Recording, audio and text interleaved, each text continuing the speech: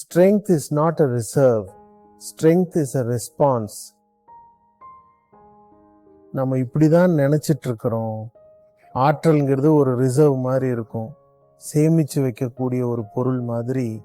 நாம் அதை ஸ்டோர் பண்ணி வச்சிருப்போம், சேமிப்பு.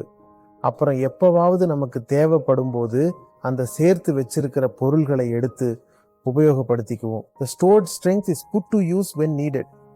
அப்படிதான் நினைக்கிறோம், ஆனா அப்படி இல்லை. நீங்க நினைக்கிறது மெட்டீரியல் பொருளுக்கு வேணா பொருந்தும், வண்டிக்கு போடுற பெட்ரோலுக்கு பொருந்தும், காசு பணத்துக்கு பொருந்தும். அதை ஏற்கனவே நாம சேர்த்து வச்சிருப்போம், எப்ப தேவைப்படுதோ அப்ப பயன்படுத்திக்குவோம். ஆனா உள் ஆற்றல் இருக்கு இல்லையா, அது ரிசர்வ் கிடையாது, அது ஒரு ரெஸ்பான்ஸ். எப்ப நீங்க ஒரு சரியான சவாலை ஏத்துக்கிறீங்களோ அப்ப உள்ளுக்குள்ள இருந்து ஒரு ரெஸ்பான்ஸ் வரும். அந்த ரெஸ்பான்ஸ் தான் உங்க ஸ்ட்ரென்த். அதை நான் ரிசர்வ்னு ஏன் சொல்லல, ஏன்னா ரிசர்வ்னாலே உங்களுக்கு ஏற்கனவே தெரிஞ்ச விஷயம்தான். உண்மையான ஸ்ட்ரென்த் எதுன்னா, வாழ்க்கையில நீங்க சரியான ஒரு சவாலை தேர்ந்தெடுக்காத வரை அதை பத்தி உங்களுக்கு தெரியவே வராது.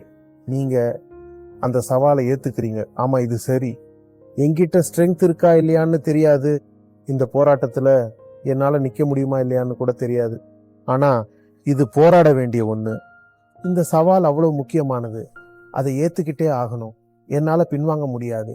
நீங்க சொல்ற மாதிரி ஒரு கண்ணுக்கு தெரியாத ஆற்றல் உள்ளுக்குள்ள எழும்பும். அப்படி ஒரு ஆற்றல் உங்களுக்குள்ள இருக்குன்னே கூட உங்களுக்கு தெரியாது. அதனாலதான் நான் இதை ரெஸ்பான்ஸ்ன்னு சொல்றேன், ரிசர்வ்னு சொல்லல. நமக்குள்ள ஏற்கனவே இருக்குன்னு தெரிஞ்சா அதுதான் ரிசர்வ். இந்த ஆற்றல் எப்படிப்பட்டதுன்னா, எப்ப உண்மையாவே அதற்கான தேவை ஏற்படுதோ அப்பதான் வெளிப்படும். ஒருவேளை உங்க வாழ்க்கையில அதற்கான உண்மையான தேவையே இல்லைன்னா அந்த ஆற்றலும் உங்களுக்கு கிடைக்காது. ஒரு வகையில இது ஆற்றல் பொருந்தியவரா ஆகிறதுக்கான ஒரு வழிமுறைன்னே கூட சொல்லலாம். சரியான சவாலை தேர்ந்தெடுங்க, அப்புறம் பாருங்க உங்களுக்குள்ள இருந்து முற்றிலும் எதிர்பாராத விதமா ஒரு அறியாத அபூர்வமான ஆற்றல் உற்பத்தி ஆகும். எப்படின்னா, அந்த ஆற்றல் உங்களுக்கு முற்றிலும் அறிமுகம் இல்லாததா இருக்கும், உங்களுக்குள்ளதான் இருக்குன்னு கூட தெரியாது. ஆனா நீங்க எந்த நம்பிக்கையும் இல்லாம, எந்த முன்னேற்பாடும் எந்த உத்தரவாதமும் இல்லாம, கையில எந்த ரிசர்வும் இல்லாம எப்போ ஒரு சரியான போராட்டத்துல இறங்க முடிவெடுத்து இறங்குறீங்களோ அப்ப நீங்களே அதிர்ச்சி அடைஞ்சு போயிடுவீங்க.